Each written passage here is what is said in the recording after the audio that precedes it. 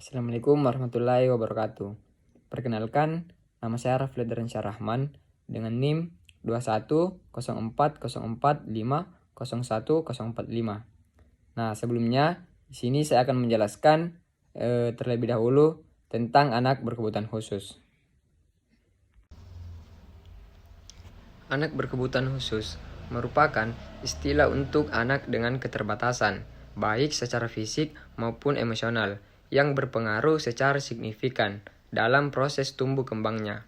Hal inilah yang menjadi alasan mereka membutuhkan bantuan dan dukungan ekstra untuk mencapai potensinya. Perlu dipahami bahwa kondisi anak berkebutuhan khusus bukanlah penyakit menular, melainkan dipicu oleh beragam faktor, misalnya keturunan atau cacat dari lahir.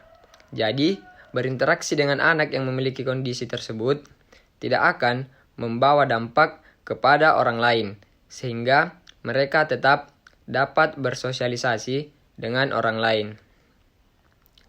Anak-anak yang masuk dalam kategori kebutuhan khusus ini memang memiliki perilaku yang berbeda jika dibandingkan dengan anak-anak normal pada umumnya, mulai dari perilaku, mental, emosi, serta fisik.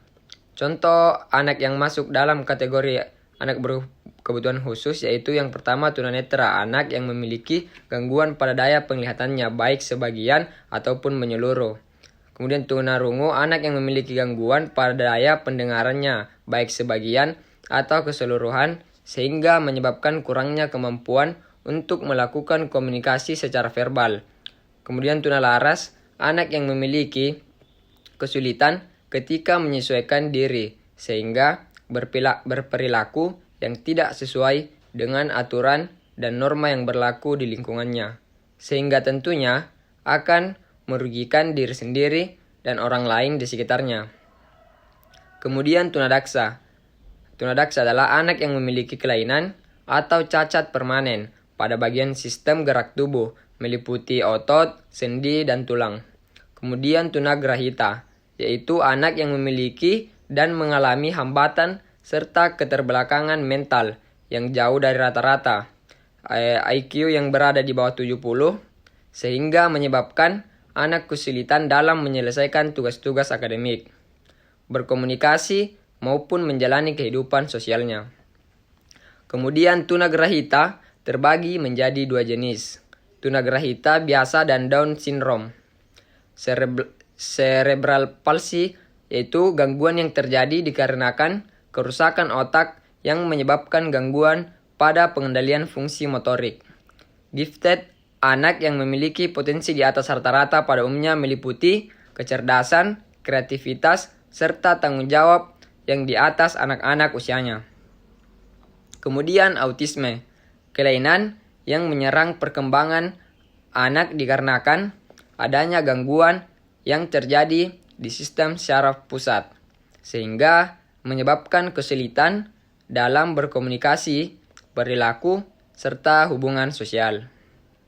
Kemudian Rett disorder adalah anak yang tiba-tiba mengalami kemunduran perkembangan. Saat mulai menginjak usia 18 tahun, anak yang memiliki kesulitan belajar dalam hal-hal spesifik karena berbeda dari umumnya.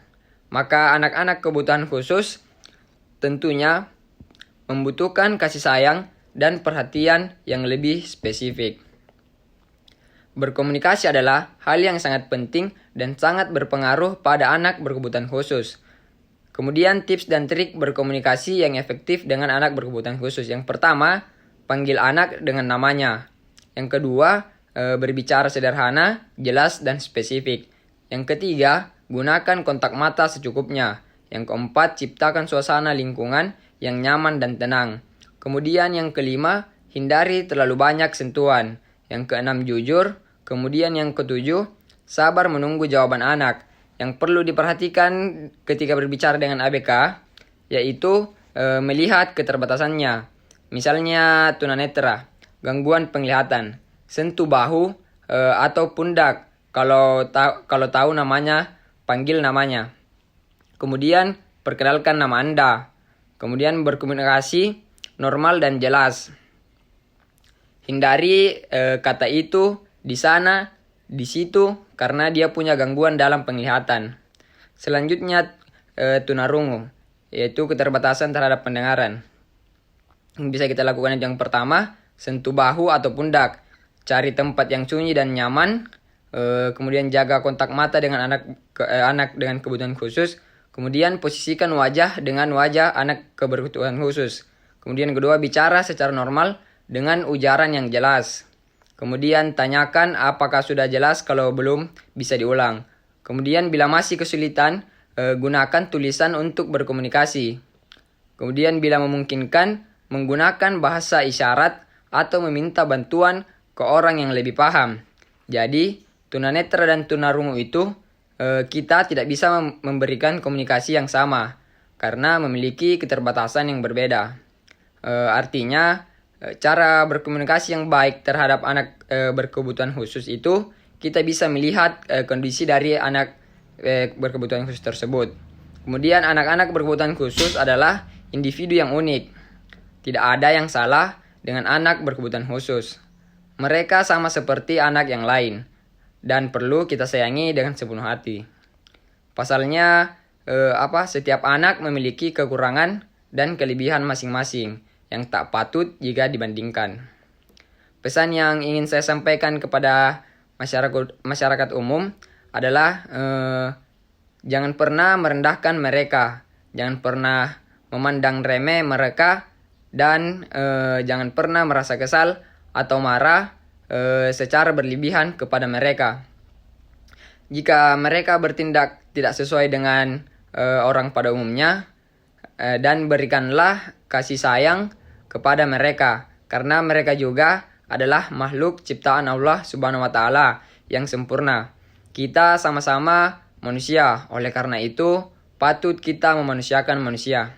Jadi teman-teman sekalian, siapapun yang melihat video ini, jika kalian bertemu dengan anak berkebutuhan khusus dan jika mereka merasa kesulitan dalam melakukan sesuatu, maka yang harus kita lakukan adalah dengan menolongnya, mengajarinya, dan tetap bersabar dalam menghadapi mereka semua.